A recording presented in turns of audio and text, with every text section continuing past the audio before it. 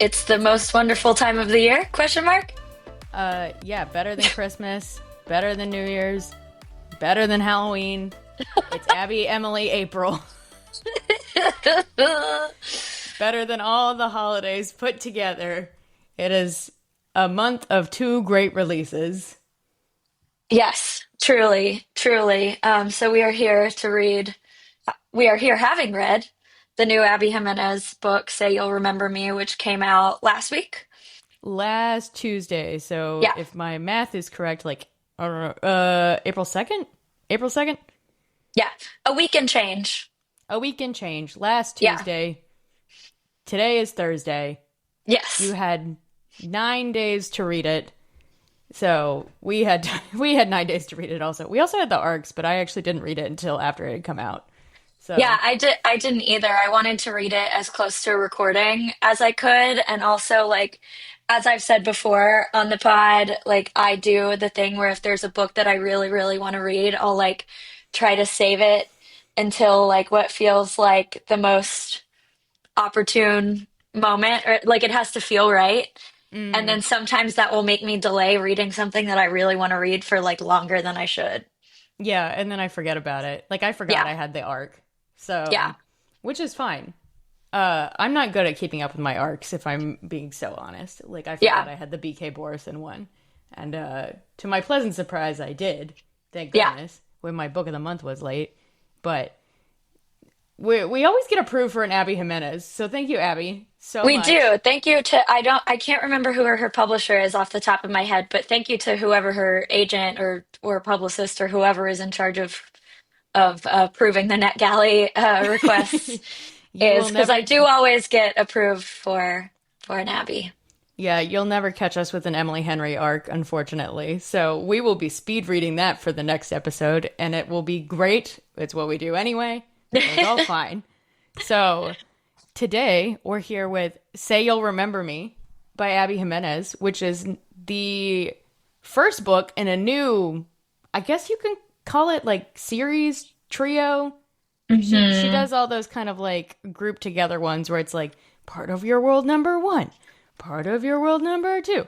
So Right. now we are on a whole other, I assume, friend group, community, relation to each other kind of book in the Yes. Abby Jimenez extended universe. So Yeah, this one is called it is Say You'll Remember Me number one, and I'm yeah. on the story graph page for this series. And it turns out that number two is called The Night We Met, and it comes out in 2026, which I didn't know we already had a title for that. So, Well, all right then. We'll get into who we think the next one is about at the end yeah, of this, but yeah, let let's dive on into say you'll remember me number one, number one. the only one, but number one of this new series. Yeah, so it's a dual perspective, and we open with the guy, right? We open with Xavier, I'm pretty sure. Yes, we do open with Yeah, Xavier at yeah. his vet practice, Hmm. which yeah, I think we usually open with the gal for an Yeah. Abby, so a change of Or like pace. for any sort of dual perspective romance, I feel like we normally get the woman's perspective first. So, Yeah, yeah.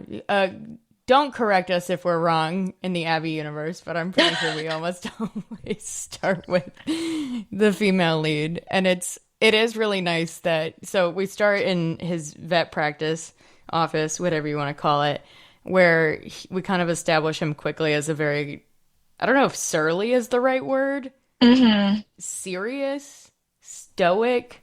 He doesn't smile a lot. Yeah, he's reserved, I would say, certainly. Um, Everyone I think likes him. stoic is good. I think Yeah, stoic is good. yeah. Like He's everyone just likes very him. serious. He's a very He serious guy. He is a very serious guy. Very, I would also call him introverted. So, Yeah, take that as you will.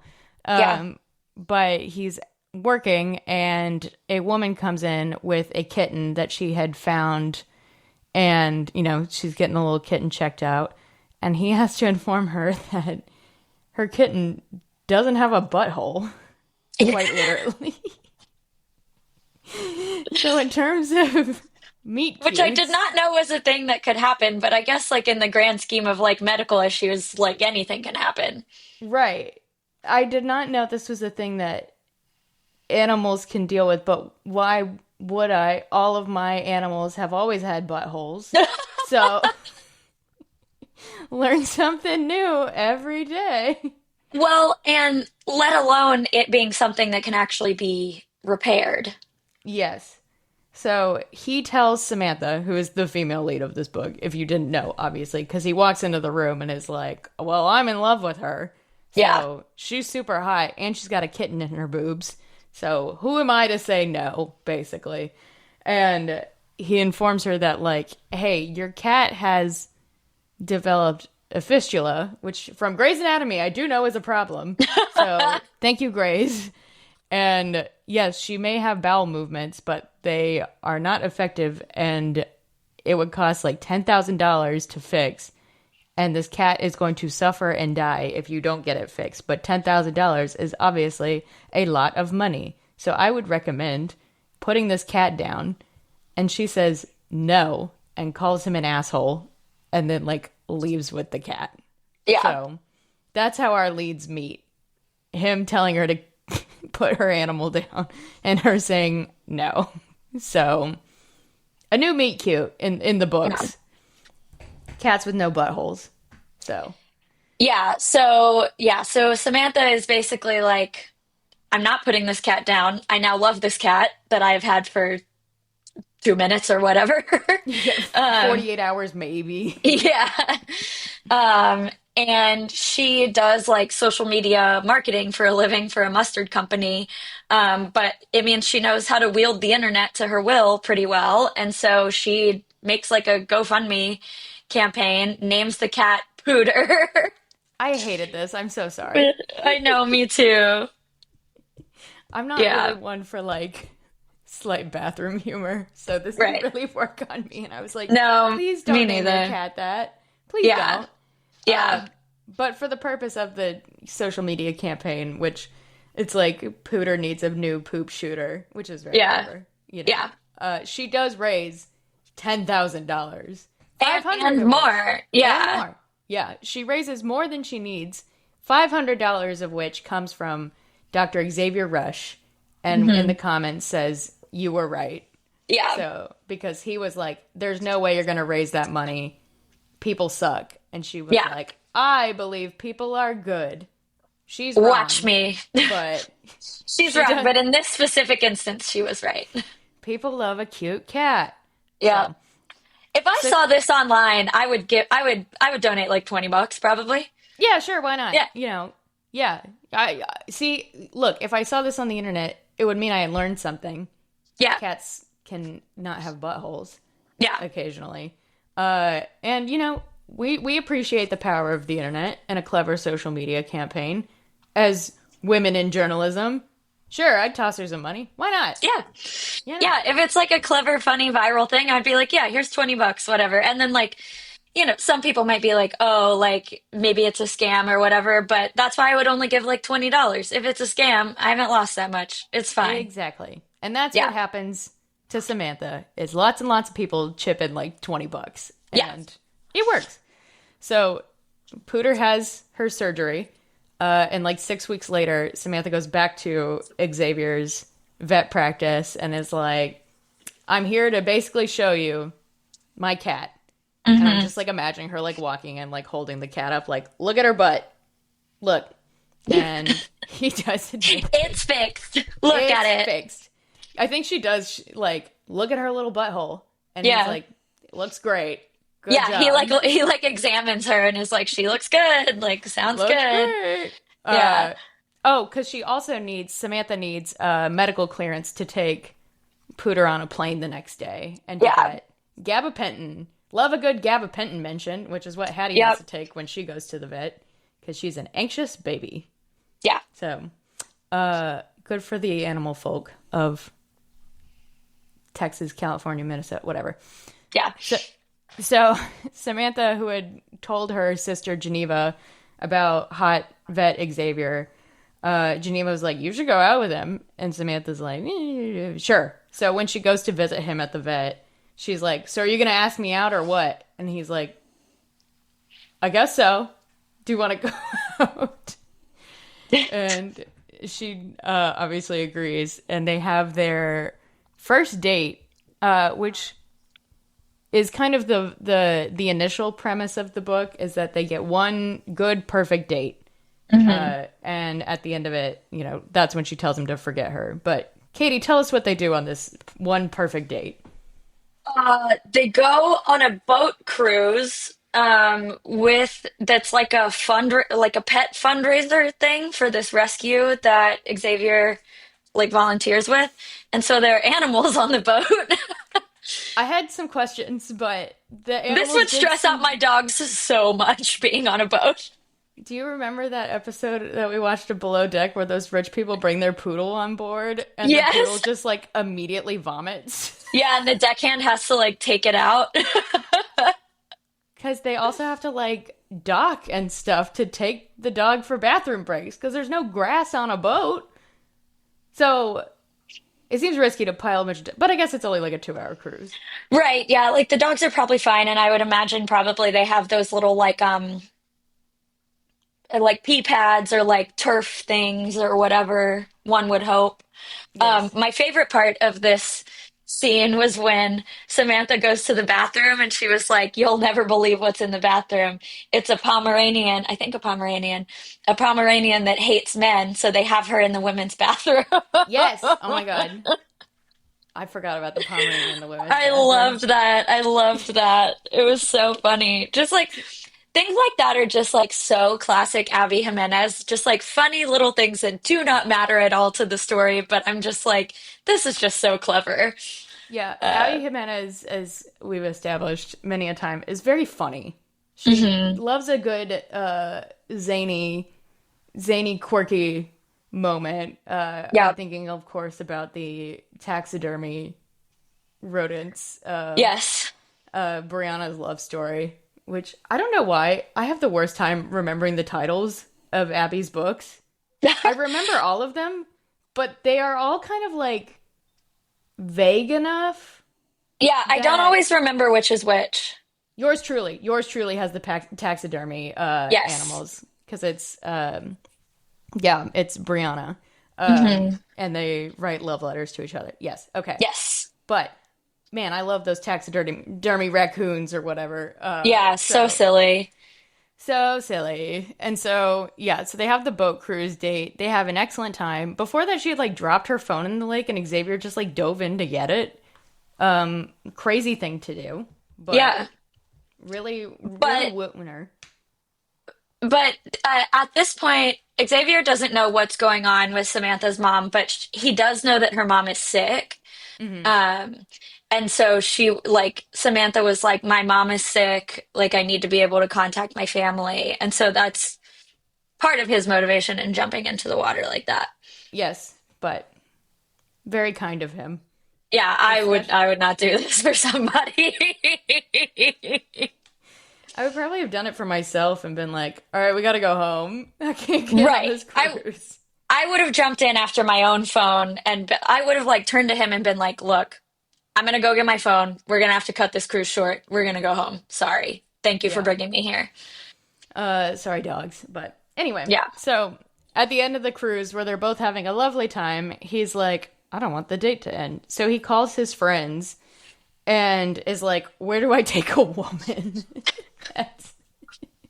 Because they had eaten on the boat. So he's like, I can't take her to get ice cream. Where do we go? And so they recommend this like mini golf arcade situation, not unlike like a Dave and Buster's in my mind. Yeah, it Um, kind of yeah, like or like a here we have like Austin's Park and Pizza and shit like that. Yeah, it's like a yeah, yeah. arcades, laser tag, like one of those kind of places. Yeah, so then they show up and all of his friends are there, which is very funny. But I would also be furious, which he is. Yeah. Yeah, exactly. And in this instance, like, I guess it's been so long since Xavier has been like excited about a woman. They're all like, "Well, we got to see what she's about." Yeah, which I commend them for. Yeah, Uh, totally. But I would be furious. so we don't Never do get. this to me. I don't know. No promises. No promises. So we don't get a ton of like we kind of speed through the mini golf friend hangout part, and then the friends all decide that they're gonna leave. And again, Xavier and Samantha are like, "We don't want this date to end." Hmm. And this mini golf arcade, Dave and Buster's, has an escape room, and it's like midnight. Like it's Yeah, really it's late. late. I think the place closes at like 1 a.m. or something, and it's midnight or something Yeah. like that. So they sign up to go do the escape room, and they complete it. They win, but the door doesn't open. Yeah, it's supposed to like automatically unlock or whatever, which I've never, have you ever done an escape room? Yes, I have done one once, and I think like when you win, they come get you. So that Right. was the problem here, is that no one came to get them. Yeah, And yeah, it was like the door was supposed to unlock and then someone was supposed to come and get them or something, and none of those things happened. so they're stuck in an escape room. I would have the world's biggest panic attack, I'm pretty They sure. I think I would too. They don't have Yeah. their phones, obviously. There's a disco ball, and Come On Eileen is on a loop for like the first hour and a half that they're in there. I think I would actually go insane. I think I would burst into tears and like Hmm. lose my fucking mind. Yep. There's no windows in there. Yep. This is not niche, I'm but claustrophobic and this would fuck me up. yeah.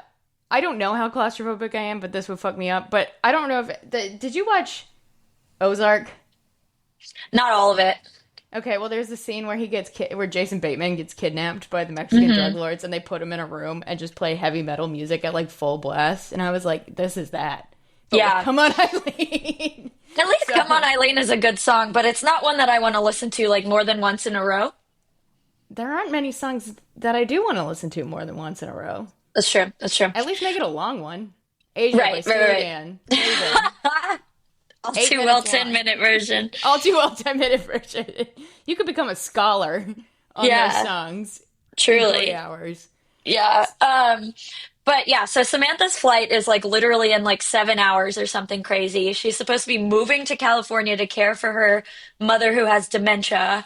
Um, Xavier knows almost none of this except that she's going to California, does not know that she's going to California permanently, and this is how he finds out, which Yeah. is upsetting.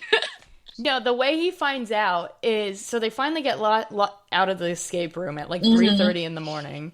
He has to drive her to her apartment. He's there and he's like, "You sleep on an air mattress. Where is all Hmm. your Yeah, furniture? you have no stuff. There's nothing in your fridge. What's going on?" And she's like, "Oh yeah, I'm moving." And he's like, "What?" She's like, Yeah, "Yeah, I think he asks her, like, are you moving? And she's like, yeah. yeah. It's a one-way trip." And he's like, Okay, "Okay." I'm on his side here because this is a crazy thing for you to not mention to somebody that you're going on a date with. Yes, I agree. It is nuts. Yeah. It's kind of a dick move, to be Even honest. if it's, even if you're like, oh, this is like a little casual date, I'm going to hang out with this guy on my last night in town, tell him that. Yeah, so he can know what he's getting into, Right. not The fall in love with second you he immediately. asks you out, say, sure, but there's something you need to know. I'm leaving Yes, permanently. and then you can decide whether you still want to go on a date with this person or And not. then he can make his own decision instead of like being held hostage in more ways than one, kind of in this scenario. I was mad at Samantha in this moment. Um, Samantha's a little chaotic, and a that, little. you know, yes, not telling Xavier is nuts, and then Yeah. also like, yeah, also adopting a cat like right before you're gonna move to California, a little crazy, but Okay. that's You know fine. they have cats in California, right? You could get one when you're there.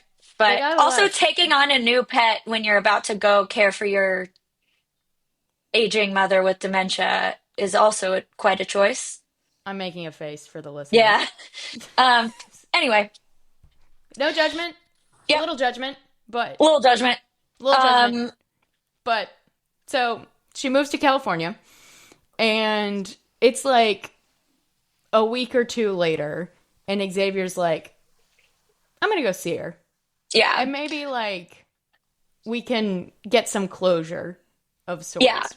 Or like figure something out in some, he's like, basically, we just need to talk because this just abruptly ended. And I can't stop thinking about her. yeah. So, and Um, so he yeah, flies to California. He brings her Nadia Cakes. We get our page 99 first Nadia Cakes mention. I wrote that down.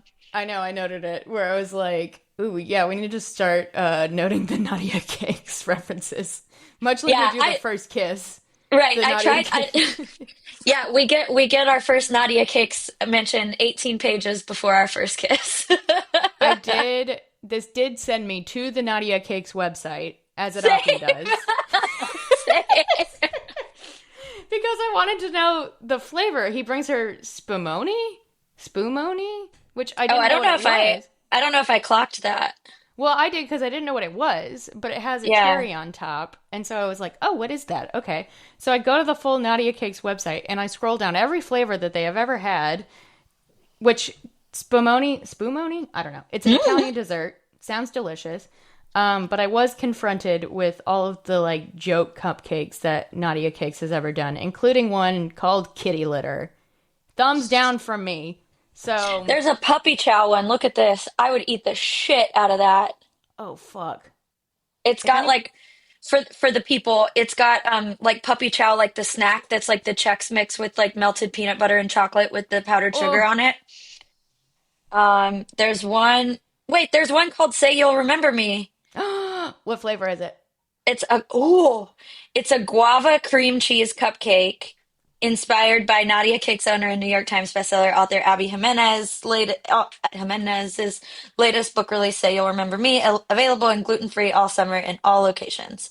Available every day, April 1st through August 31st. If anyone would like to sponsor some Nadia Cakes via Goldbelly for us, I wouldn't be mad. Whoever likes us the most Yeah, of our listeners. how can we obtain a Nadia cake? Ship on Goldbelly. I have had the Tom Cruise coconut cake via Goldbelly, so can attest that cakes do ship. Okay, whoever loves us the most for $100, you can send us a dozen assorted cupcakes themed after this book. The Say You'll Remember Me dozen. Collection? Yeah. There's three Say You'll Remember Me cupcakes, which is the guava one I just mentioned. One Delicious. raspberry almond, one birthday cake, one fresh strawberry, one cookies and cream, one chocolate vanilla, one salted caramel, one lemon drop, one vanilla, one peanut butter. I haven't had lunch yet, Me so neither. I need to change the subject now. Anyway, or I'm gonna like die Choose thinking your about these own cupcakes. boozy cupcake dozen. They're Focus, really Katie. cute. I can't. I want it. Focus, Katie. Focus. Okay, So, okay. So he brings her Nadia cakes, Spumoni Nadia cakes. And then they make out 20-ish pages later. they have a very chaotic first visit where he's only there Yeah. for like 36 hours. They can't stay at her apartment because as they're starting to like have sex, her mattress like explodes because she doesn't have a real mattress. This is also when we meet, as she's gotten there, we've met her family. Like her dad is there, Geneva is there, who has two kids, her brother Tristan, who is a chaotic gay, Yeah. Like a and shithead 20-year-old kind of. yeah, and Yeah. then her grandma, and of course her mom, who has dementia and is certainly not like high functioning, but Yeah. at least right now functioning to where their goal is to keep her at home. They don't want to She's put her also in. relatively young. She's like 60, like early She's 60s-ish. So, 54. oh, No, she's they 54. yeah. So in I the couldn't remember. I knew she was young.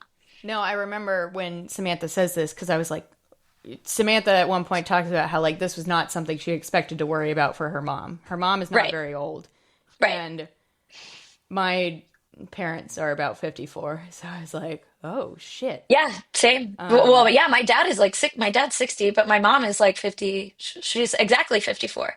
yeah, and Katie, I know you know this, but my grandpa had dementia that Hmm. progressed fairly quickly, like when I was in middle school. to where we had to move him to my dad's town, but he was in a memory care facility, Hmm. and shit's hell, man. Yeah.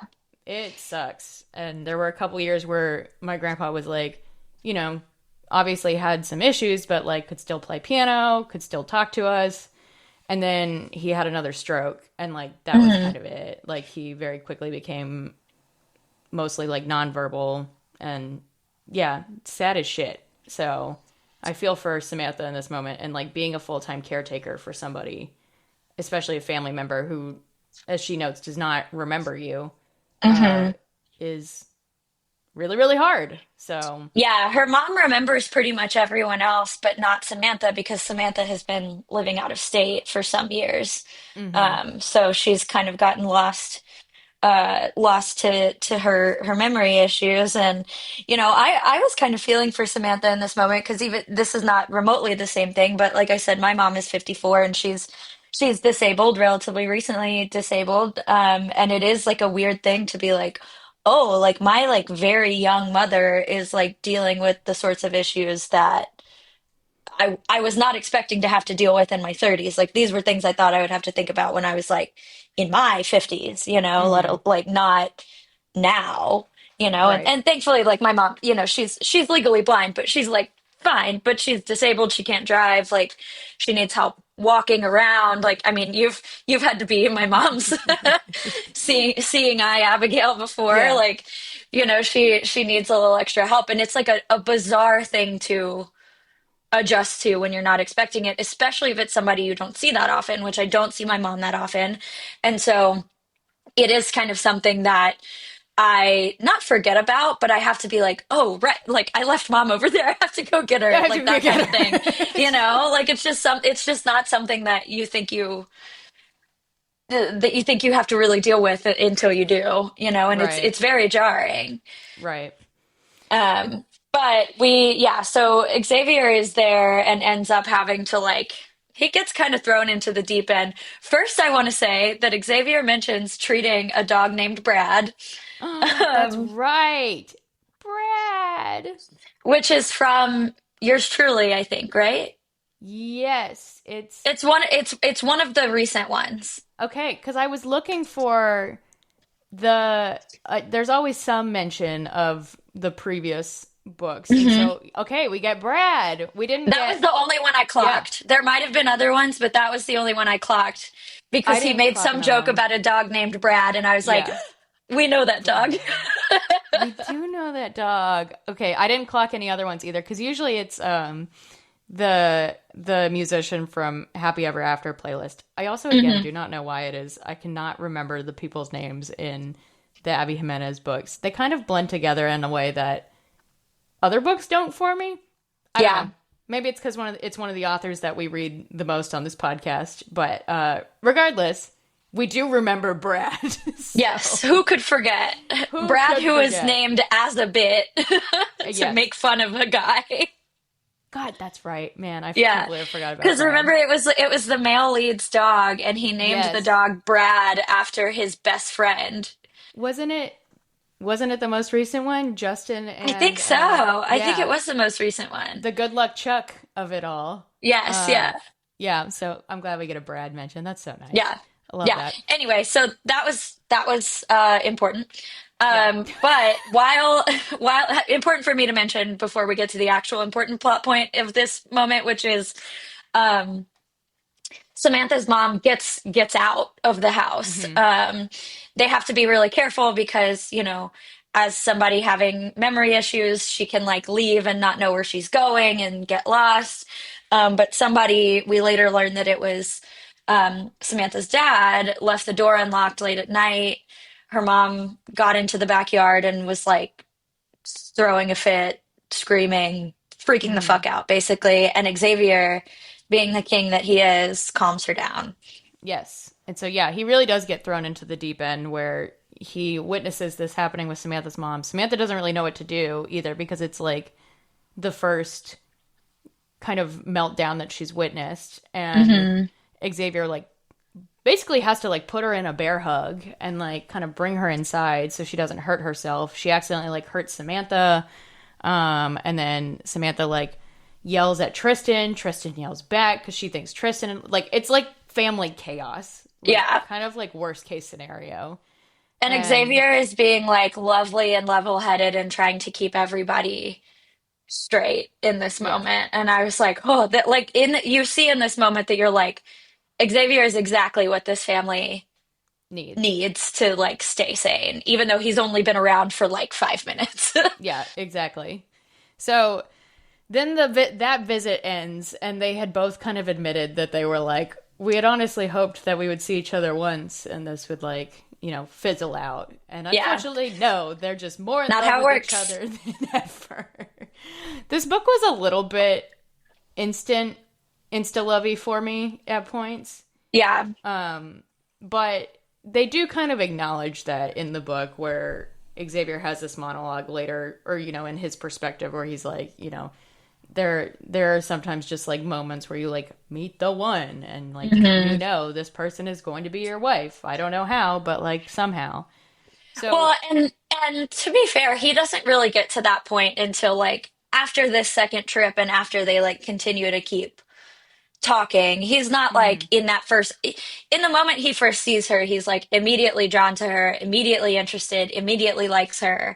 But it's a mhm. little later on, still early, but a little later on that he's like, uh-oh, Ruh-roh. bad. Bad. What have I done? So Yeah. so we kind of, we quickly understand that Samantha cannot move back to Minnesota. She's in it for the Hmm. long haul in California, which is where she's from. She's here to like take care of her family. Like they are paying for her grandmother's house. They've taken out a loan to like remodel it. Like no, she's in it for the long haul. This is a permanent thing.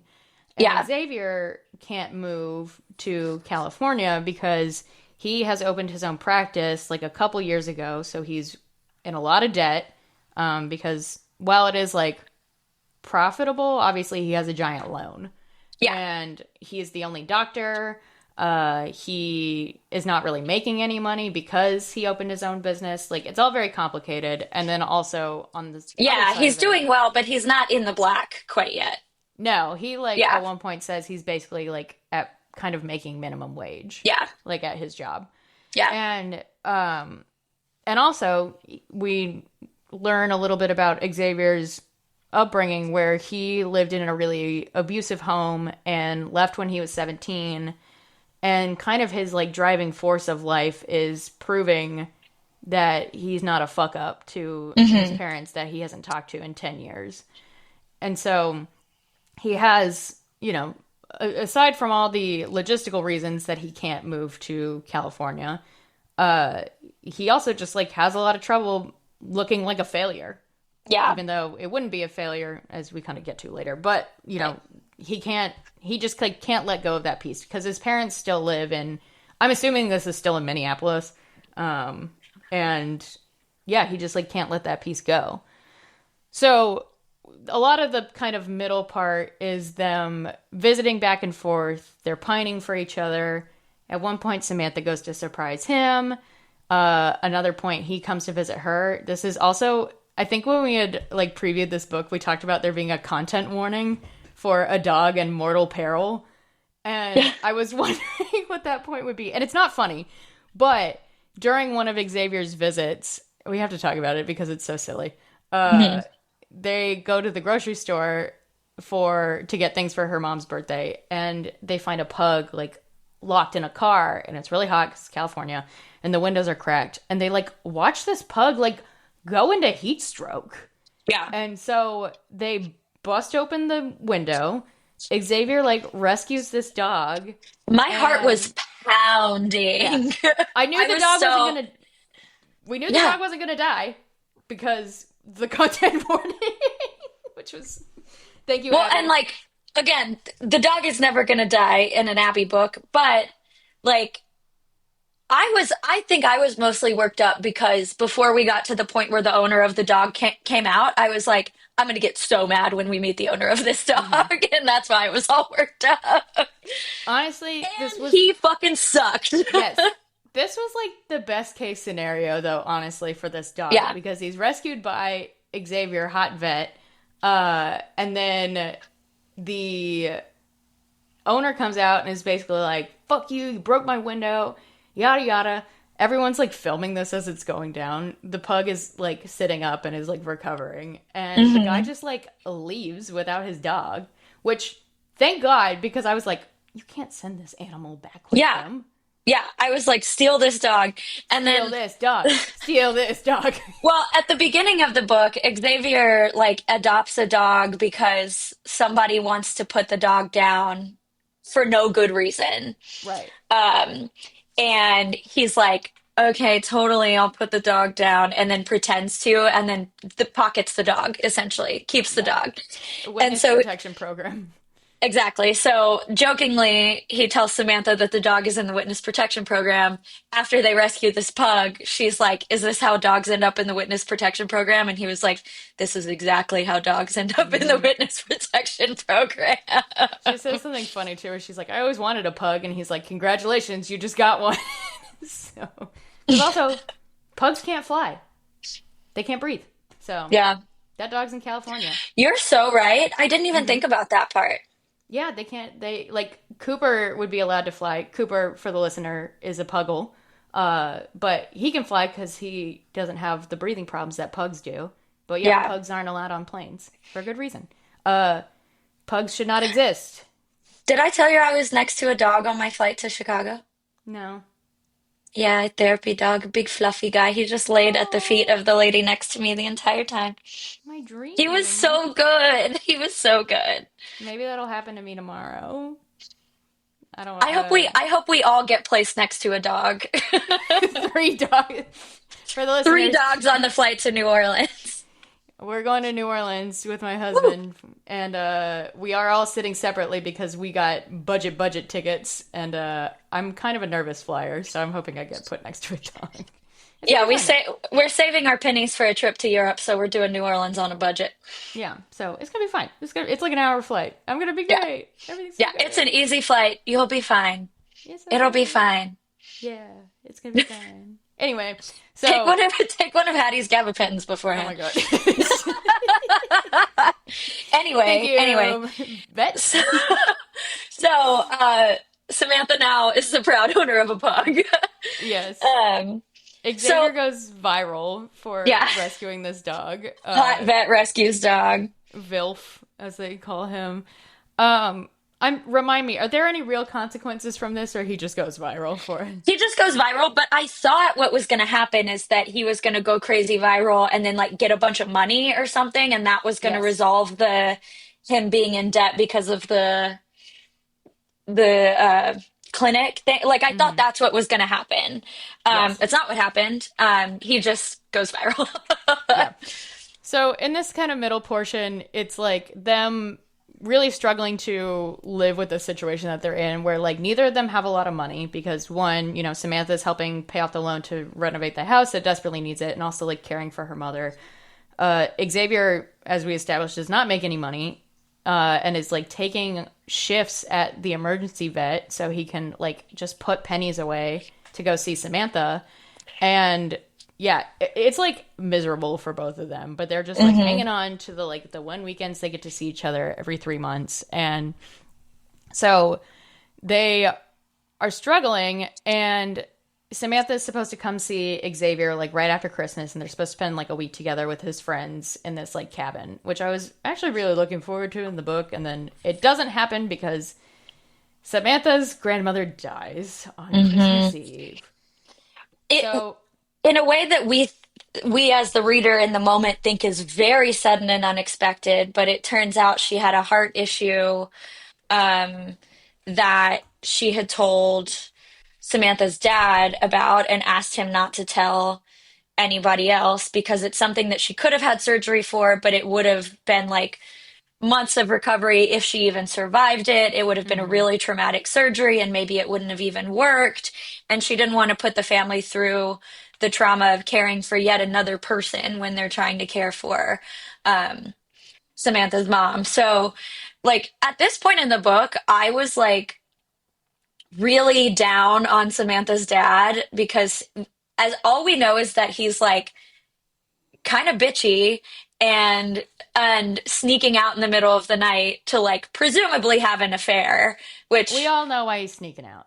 yes, exactly. That's not like explicit. It's actually not like explicitly ever like really confirmed, but like it kind of is. Yeah. But I'm like kind of like I don't know about this guy. And then in this moment, I like really had so much empathy for him because I was like, this guy is carrying so much. Like he's caring for Yes. his wife. He's trying to be like a functioning human being for the rest of his family and for himself. He has no time for himself. Of course, he's sneaking out and getting laid. I would want to do that too, 100%. And like on top of everything else, he's been carrying this burden of this secret Of his from mother-in-law dying. yeah, And then and she like does die. now he has to be the one to like fess up and he's like on the chopping block for it. Like it Yeah. I like this really turned me around on him because I was like, oh, this guy's just really doing his best. Poor guy. Yeah. So Samantha, when her grandma dies, she calls Xavier immediately, who is like in the middle of like having a miracle happen to him, where there's this old retiree named Dr. Hank who's like, let me come work Love for Dr. free. Hank. I I love love Dr. him. Hank. He's my favorite side character in this book. Oh, easy. Yes. So Easy. Dr. Hank shows up at the clinic and is like, I just need to get out of my house. My wife died a few months ago. I was a vet for 50 years. Please let me work here. And Xavier's like, for free? And he's like, yeah. And Xavier's like, okay, that would be great. And Yeah, the so, old guy is basically like, I'm bored. My wife died. Give me something to do. yes. And Xavier's like, okay, we could do like 2 to 3 days a week. And he's like, that sounds awesome. Please. And Xavier, in like this moment, is like, wow, so many of my problems just got solved. I can save money more easily. I can go see Samantha more. Life is good. And then grandma dead. Well, and Samantha is supposed to be coming to Minnesota for them to spend an entire week together Right. um at Xavier's like friend's family cabin thing. And instead, Xavier has to buy a last minute ticket to California on Last Christmas minute, Eve. first class. It was well over $1,000. Yeah. So, Rough. yeah. But he goes, and again, as we've seen in like many, in the visits that he goes to see Samantha, he very quickly becomes like a rock for the family and is like taking care of Hmm. everything while they're, having to plan the funeral, taking care of like Christmas, where the kids are like obviously confused and everyone's sad. And Xavier is just like doing what he needs to do. And Hmm. so the visit in that hard conversation with Samantha's dad, which is was also kind of a I think like even when I did know he was like sneaking out and I assumed he was Hmm. like having an affair, I was kind of like, yeah, I get it. Because like, Yeah. even with, my dad was not the full time caretaker for his dad. Like, my grandpa was in a memory care facility, but like, we would go see him, fairly often. At least like almost every time I was with my dad, we would go see him. And like, it's really painful. It's really painful to like see somebody who does not recognize you. And I can imagine to like have your spouse who you have been with for, you know, 35 years or whatever not recognize you and not or like know you but not be able to be your partner anymore. Like Hmm. you are just that caretaker and they are so attached to you that you can't even like they talk at one point about how her dad is like going to the gym in the morning and like it's really great for him that he has an hour or whatever to himself, but like it causes her mom to have like meltdowns occasionally. Yeah, because Um, she's like, where is he? Where did he go? He left me. Why is he not here? exactly. So, in that conversation where one, he fesses up about grandma was gonna die, he says like he also kind of fesses up that yeah, he's been like I don't even want to call it having an affair because to his point, he says like your mother is not her anymore, and like we knew this was going to happen. You don't Yeah. understand how hard it is, Yeah, he and says something really beautiful about like I will love your mother until like after my dying breath or something like that. But yeah, like he was I think he says something like what I do to like satisfy my like physical needs is like none of y'all's fucking business, which yeah, so true, Bestie. So true, bestie. And he kind of gives them not like an ultimatum, but he's like, I think she needs to be in a memory care facility. Your Hmm. grandma was her full time caretaker, and now she's gone. And like, you guys don't understand how hard it is. You guys aren't with her in the middle of the night. You guys aren't the ones who have to like bathe her and whatnot. Like, and the siblings are kind of like, no, Hmm. which kind of frustrated me because like he makes some really good points where he's like, she's gonna hurt herself, she's gonna hurt one of you, this is really Yeah. expensive to have at home care. And they're like, is this good for her, is this good for us? Yeah, and this and the siblings are really stuck on the mom. We promised mom that we would let her stay at home, which I definitely like in the amount that I can get it. Like I get it, right? Like you Mm-hmm. promised your mom this, and going against that would feel like a major violation of trust, a major like I would feel so guilty. Um, but then on the other, like as the reader, you're looking at it and you're like, yeah, but your mom's not your mom anymore. Like Yeah. she's just not. Like the person that you made that promise to is a different person than the person that you're doing this to. Yes. And no, Katie and I are watching the Pit, big Pit fans here. I was But waiting for the pit to come up. I know, I knew finale it was going to tonight. come up today. Well, there's that episode where that woman is caring for her schizophrenic mother, and Hmm. there's this horrifying moment where you think that she's abandoned her at the hospital when really she just had to take a nap and Yeah. didn't mean to. And She took a break and her phone died. Like, yeah, like of course that happened. yeah. Like, but like, yeah, caretaker fatigue is like very, very real, and you Hmm. can't take care of somebody else if you can't even take care of yourself. Like Hmm. sinking ships and all that. So Yeah. but in a way, their problem gets kind of solved because Samantha gets fired like 3 days later, or laid off, I Hmm. should say, I guess. Right, because she works for this mustard brand that has been purchased by Heinz. Of course. Big And mustard. right, so basically, she gets made redundant. Like So they want to she, use the Heinz marketing people instead of her. So she basically goes to her family and is like, we have a handful of options. I can no longer afford to chip in for any sort of care. But what I could do is be the full-time caretaker now that I don't have a job.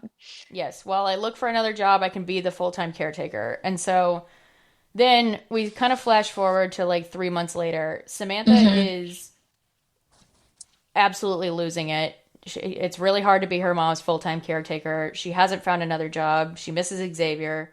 Xavier is She's doing the going same like thing. batty because her mom is like several times a day asking where her mom is, Hmm. Samantha's grandmother, and has to just like continually lie to her mother. Like, I think the way she described it was like dozens of times in one afternoon, which Hmm. like this would fucking break me. Like, I would. I would lose it. I would be that woman on the pit who just leaves. Yeah. Like, I don't, I know myself. I don't have the like mental strength for that. I don't. No, I I would don't know lose if I it. do either. Um, I'm not a very, I don't know if I would call myself a very patient person. And so the Yeah, I don't think either redundancy of us of are. the struggle of caring for somebody who is having memory issues, like I think Hmm. that is the part that would be hard of like you can't, how do you care for somebody who doesn't understand what's happening? And I don't Hmm. know how to speak that language to somebody of Totally. And it's one thing with like a kid where it's like you can teach them things and then eventually they will retain it, right? Like yes. maybe not immediately. They might ask you the same question 5 billion times, but eventually the 5 billionth and one time is the one that it'll stick or whatever. But that's Yeah. never going to happen in this scenario. This is just every day, Groundhog Day, the same shit over and over again. Yeah. I would need to go in a home if I Yes. were dealing with this. Like I would not be well. Yeah, we are not born caretakers in that way, and that's okay. That's okay. We know ourselves. We know ourselves. You know, we say that now, but like, I don't know if my dad were going through this, like maybe I would be, you know, That's like, true. We can't say. I mean, Samantha maybe would have said the same thing about herself before yeah, this. It yeah, as we have learned, when shit really hits the fan, you kind of figure it out. yeah. So And we you can't. learn things about yourself that you would not have expected like in our so Abigail and I don't know if we've mentioned this on the pod before, but we're big fans of Finch, the self-care app with the little Mm-hmm. bird.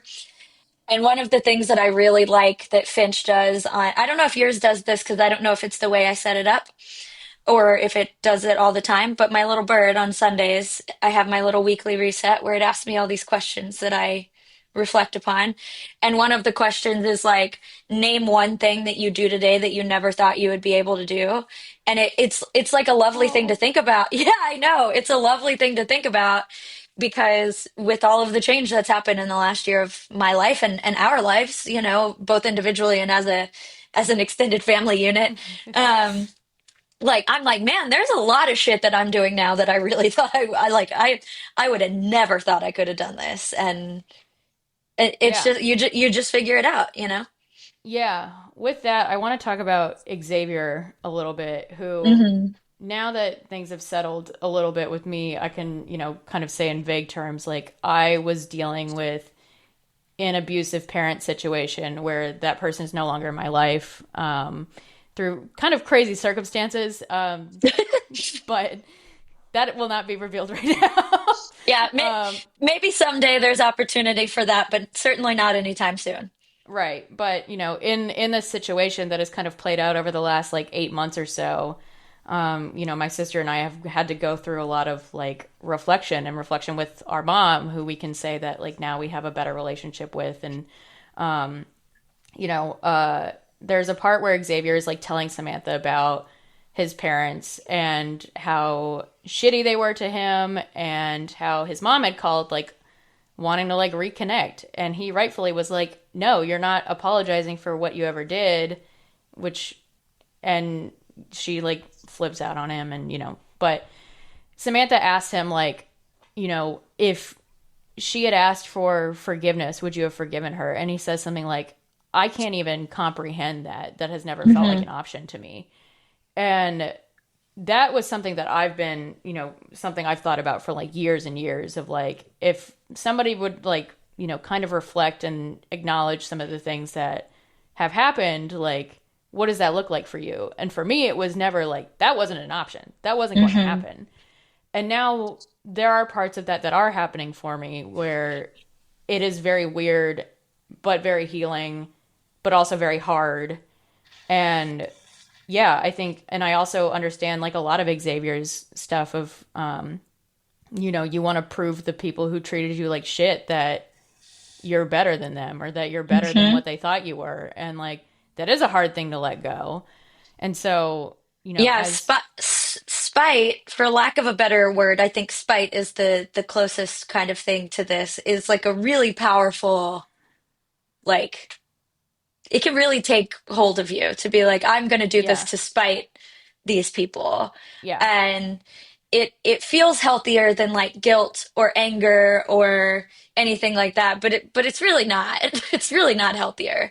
Right. There are parts where it's like, yes, I want to be the best version of whatever I think this looks like because somebody didn't think I could. And then there's the Hmm. other side of it of like, well, why do I care what they think at all anymore? And I should just live my life. And that's kind of Hmm. what the journey of Xavier is, that he, and we'll talk about that when we get to the end, but the feeling of like I have to do this because I have to prove something is really hard, and Hmm. one that you work out a lot in therapy. And now that like my crisis is over, I had therapy earlier this week and I was like, oh shit, now I have to deal with myself and not Yeah. not so much my crisis. Now I have to talk, now I have to unpack how, Welcome. yeah, yay, it's like now I get to unpack like what those things like have ingrained in me as a person. And like Right. I can tell you And it's what like, you get to do about it now. right. And that's the weird part. That's the hard part of like the Hmm. unpacking part. And like what am I going to be able to like let go and hang on to? And like there are things that there's spite and there's grit. Like Hmm. our friend, one of our good friends, we had a discussion once about like where I was feeling really frustrated of like I was never like going to be allowed to like not do this the way I have, which has been like, so many people have said like you're handling this really well, and I've been like, well, I didn't have another option. Like there was that Right. tweet where it was like, wow, you've been through a lot, you're so well adjusted. And it's like, thanks. It was that or die. Like Right. that's what it feels like. But, Yeah. our friend was like, no, that's not like you being forced to do those things. Like you just have grit as a person. You were going to make it because you have grit. And like Hmm. Xavier has grit. Like that is a thing that it's not like, it's not spite all the time. It is grit Right. too. Right. So, Totally.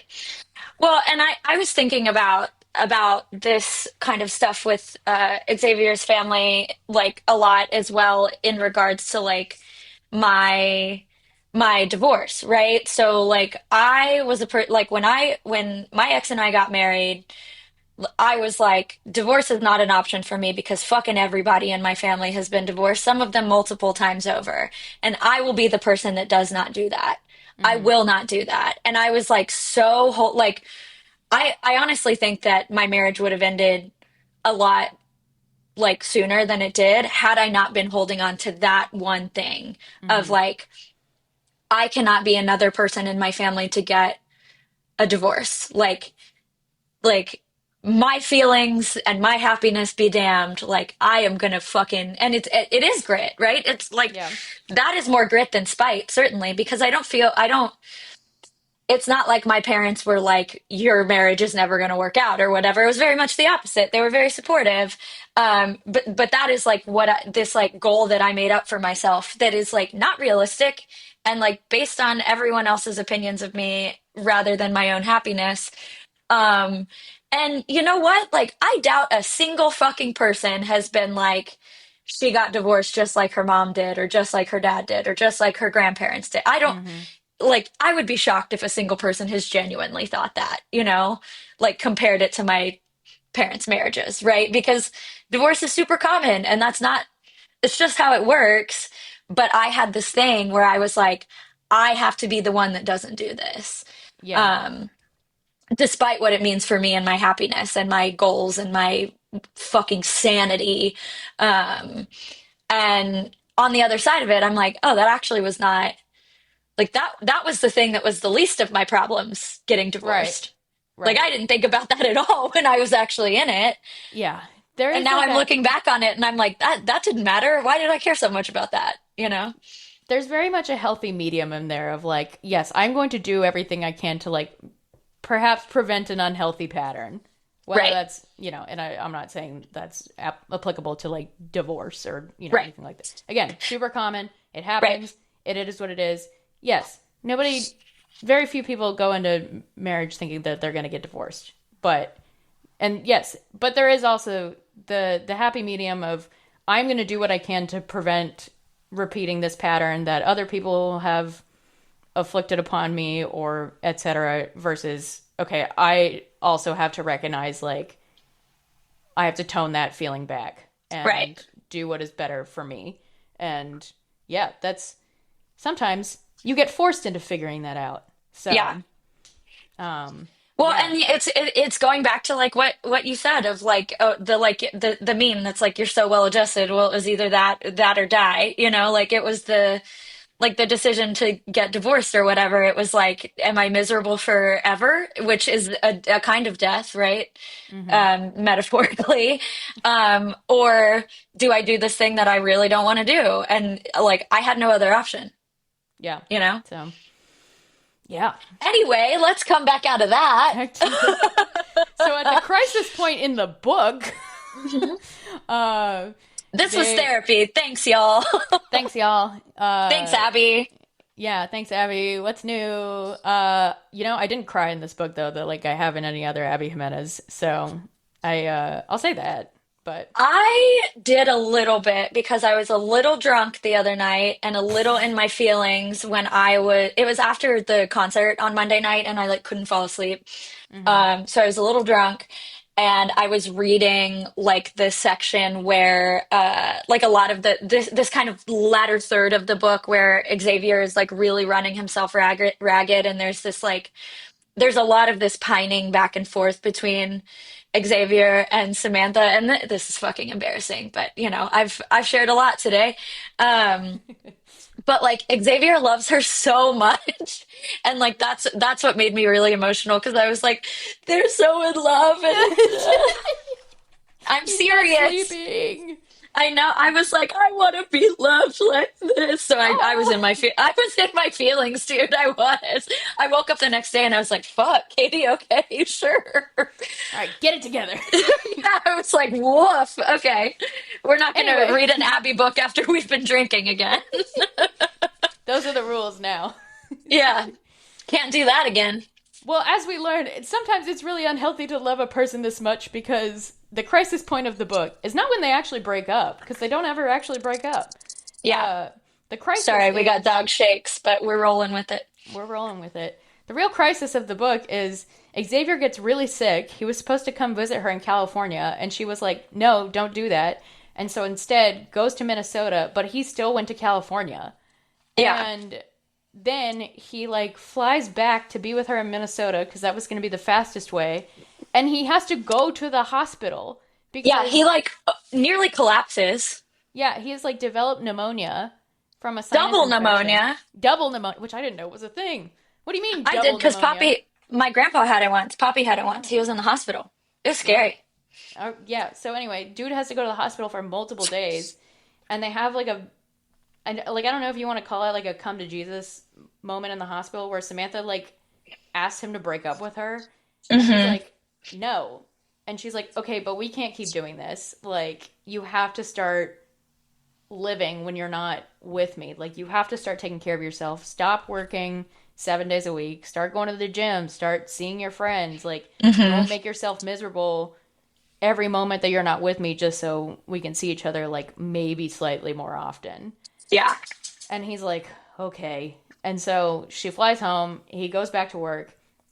And Dr. Hank has the real come to Jesus moment Hmm. where, Because it turns out Dr. Hank is the reason we didn't talk about this at the beginning, but the reason that Xavier became a vet is because of a really traumatic slash lovely moment that he had with the veterinarian when he was a kid.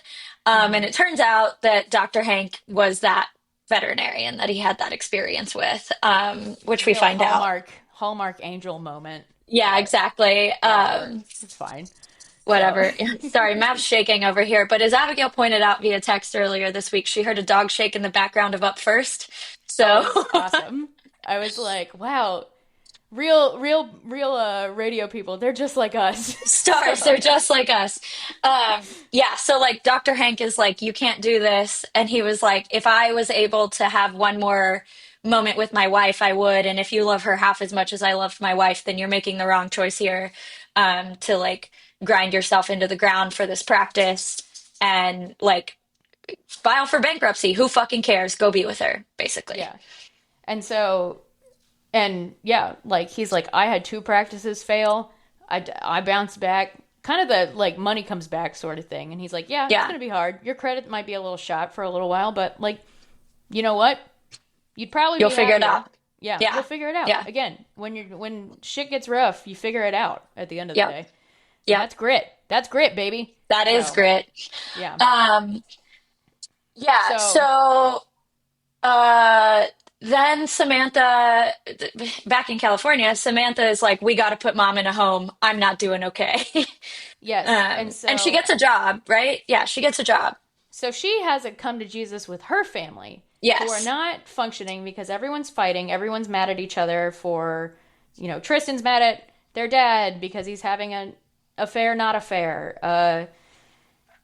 Geneva understands her dad and is mad at Tristan for being mad. Like, it's all a big circle of everyone being upset with each other. Meanwhile, Hmm. Samantha is really struggling and is like, all right, guys, I've got a job offer. Here are the options. I take that job offer and we put mom in a home because we can't keep existing like this. Or I turn down that job offer. I can't keep paying rent and I can't pay on the loan, but I become mom's full time caregiver and you guys have to chip in more. And Hmm. so I do still get a little frustrated with them, but they all come to the conclusion of like, okay, yes, we need to be more organized and chip in more as a family unit, and mom can stay at home. So yes, that's what they decide, and it does work out. So Hmm. we have another little time jump, like 3 months later, where everyone is like doing better. Where Xavier and Samantha are still together because they can't break up with each other. They love each other too much. But they have also like, accepted like, hey, we're not going to see each other a whole lot. This is bad, but like it's better than not having each other at all. And Hmm. it's Samantha's doing better, her family's doing better. Xavier is back to volunteering. Like the Hank is helping out a lot at the practice. Everything's okay, I should say. And it's their anniversary, and Xavier tells Samantha he made her a playlist and to go outside and listen to it, and she's like, "Oh, okay, sure, whatever." And she goes outside, and boy, oh boy, look who it is! It's Xavier, who has come with Jake, the dog, and she's like in Jake from shock. State Farm. Jake from State Farm, named by Samantha, which is great. Yeah. Yeah, Another so good he dog name. has yeah, so he has like moved there um with no real plan. Yeah. He's kind of like, I shut down my practice. I got no money. Or no, he doesn't shut down the practice yet. They like have scaled back hours where Hank is working there, and so his other employees can like find new jobs and stuff like that. Yeah, yeah, And there he he's basically like he's keeping the practice open long enough for his employees to find new jobs, his clients to find new new vets, and vets. then the plan is to shut it down. Yeah. And he's like, here I am. That's what I got. I sold all my furniture. And which is kind of a crazy thing to do because I assume he shows up and is like, I'm moving in, which I know they had like kind of discussed, but is a crazy thing to just like surprise somebody with. So, Yeah, I would be like, can you stay in a hotel for like one night while I figure some stuff out? yeah, hold on, man. And like Samantha lives Yeah. in like the garage apartment at the house, so it's like she has the room, but like I would be a little panicked, maybe. So, Yeah. but I guess it sounds like he doesn't have much stuff anyway, so maybe Yeah. it's fine. So, and then we get, oh yeah, then this is when she's like, that's a funny way to ask me to marry you. And so, oh, now Yeah. they're getting married also. So big Right. life changes all at once. And then we get Yeah, because he's like, okay, well, will you? And she's like, yeah. And I'm like, okay, okay, sure. cool. Why not? Good for y'all. Good for y'all. So, but then we get a lovely epilogue where everything has worked out wonderfully, Hmm. where Hank has other retiree buddies who want to work at the practice for free. Hmm. And so it turns out that Xavier is able to, like, it seems like he'll be able to keep it open until he can, like, mostly pay off the loan and then, not take a huge hit. He's opened his own practice in California. So now he has two practices, Which which is I'm cool. kind of like, okay, was this smart of you Yeah, to do? Like, uh, maybe go work for somebody else for a little but while. I whatever. don't know. It's Yeah, fine. I'm not a financial advisor. me Um, neither. Or a vet, so who or a knows? vet. Yeah. So maybe it does make sense. I actually don't know. I don't know. Uh, I feel like my vet must be fucking loaded with all the money I give them for these tiny little heart x-rays, chest x-rays. he got a tiny heart. Also got a He tiny got a heart. tiny heart today. Today, importantly, is Oso's 13th birthday. I would like to tell the people. Everyone wish Um, also a happy birthday in your heart. In your this is tiny why you little should heart. send me and Abigail Nadia Cakes Nadia for Cakes Oso's for Osa's birthday. birthday. Yeah, send one of the dog cupcakes that she makes. So, Please. Oh my God. Yeah, please. Yeah. send Oso a cupcake. He just came in here. Oh God, it's Rumble time. We got to wrap this up. Oh, gosh. Okay. So, Oso's getting a birthday wrestle. a Hi, birthday baby. wrestle. So, Yeah. everything is good. He has kept his practice open. They are married. Their mom is doing okay. She is still living at Hmm. home. Samantha notes that this is not a forever solution, but right now it's working. Everything's good. Everyone's happy. Everyone's not everyone's married. Samantha and Xavier are married, but Yeah.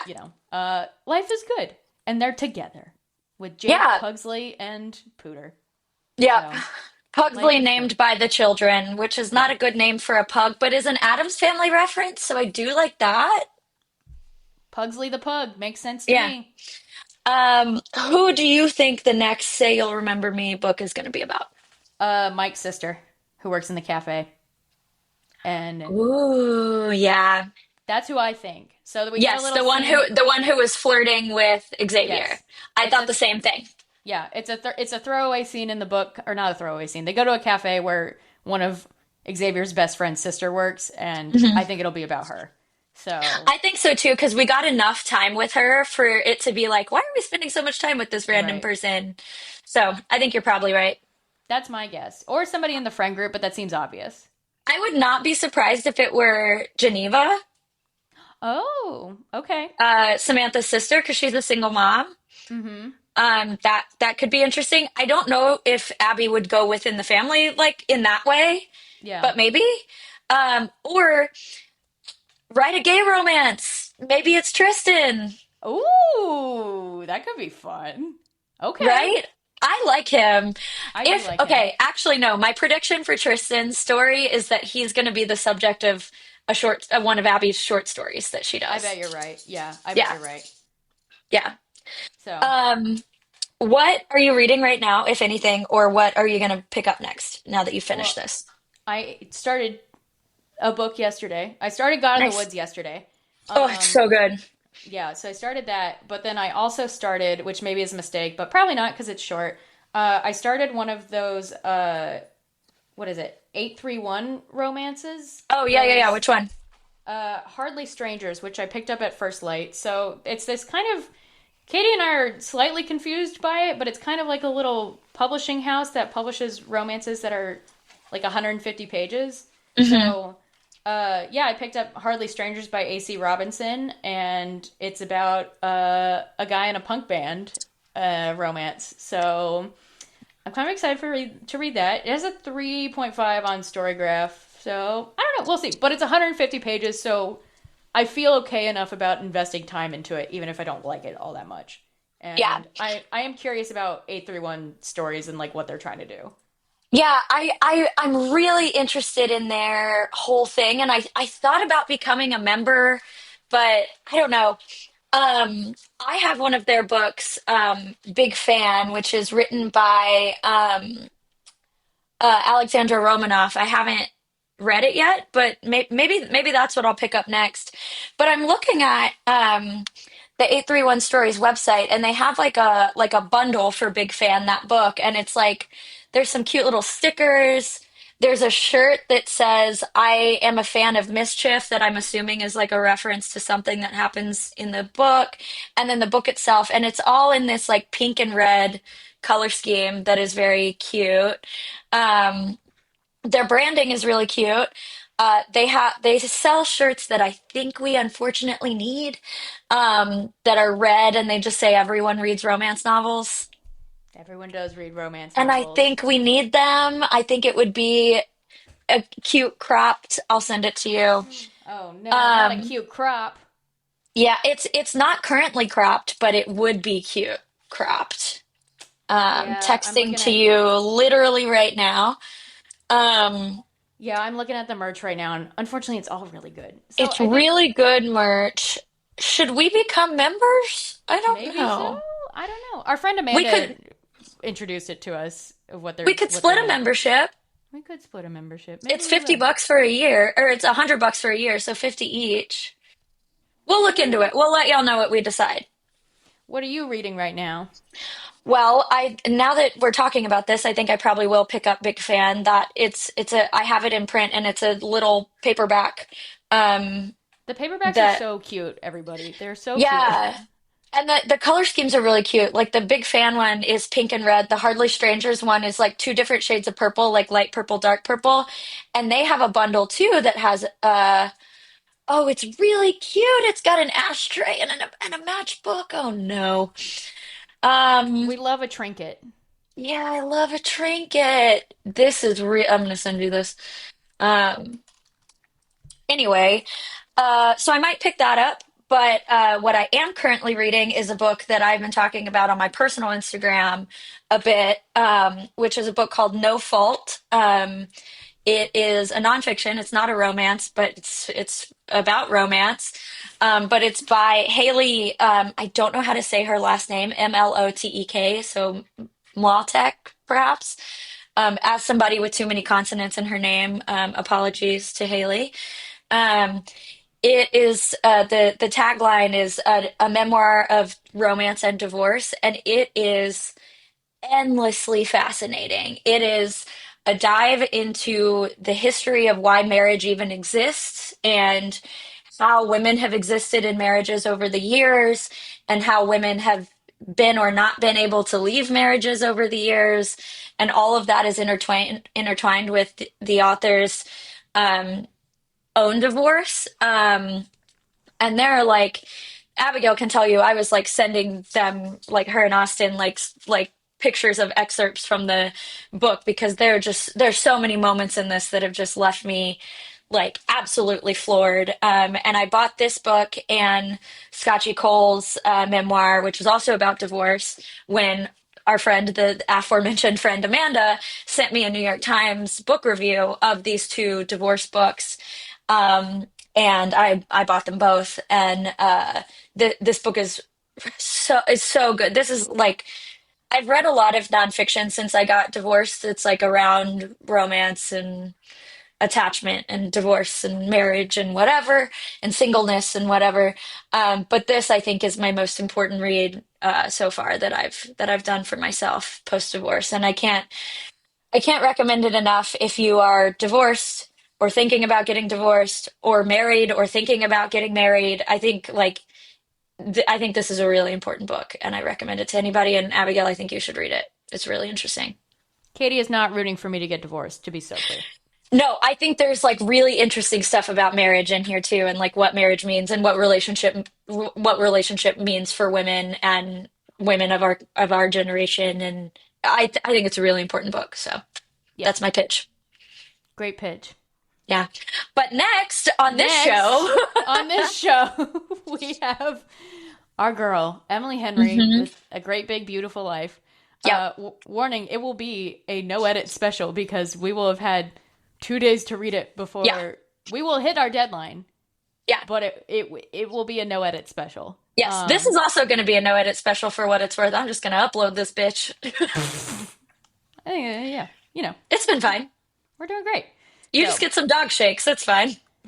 yeah. I mean, props when you can find them. Like I Yeah, was delighted when I heard it on Up First. So a little bonus for you. yeah. Um, but yeah, countdown Enjoy to my babies in the background. enjoy your babies. But yeah, countdown to A Great Big Beautiful Life by Emily Henry. I'm so excited. I feel like I am ready to get hurt again. And yeah, here we go. Here we go. And probably quite soon after that, if not right after that, we will do our usual summer reading books we're looking forward to. So look forward to that. If y'all have stuff that's coming out this summer, I know the girlies are publishing. I know Carly's got something coming out. I know Yep. Annabelle Monahan has something coming out. We've got Sarah Adler. We've got Ashley Poston. Summer's for the girls. This summer, Summer I is. we've been saying this. This is going to be the best summer of our lives. I'm determined to make it happen.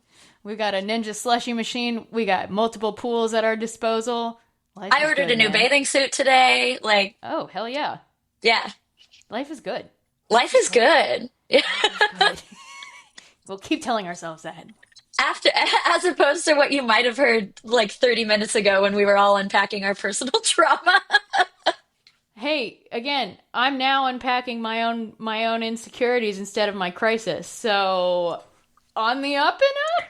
It's a Question better mark? place to be. It really is. It feels like it's Ugh, not, but it really is. I guess. We'll see. Yeah, Anyway, I but had Emily Henry. yes, yes, yes, yes, yes, yes. All right, we'll see y'all. We'll see y'all when we talk about Emily.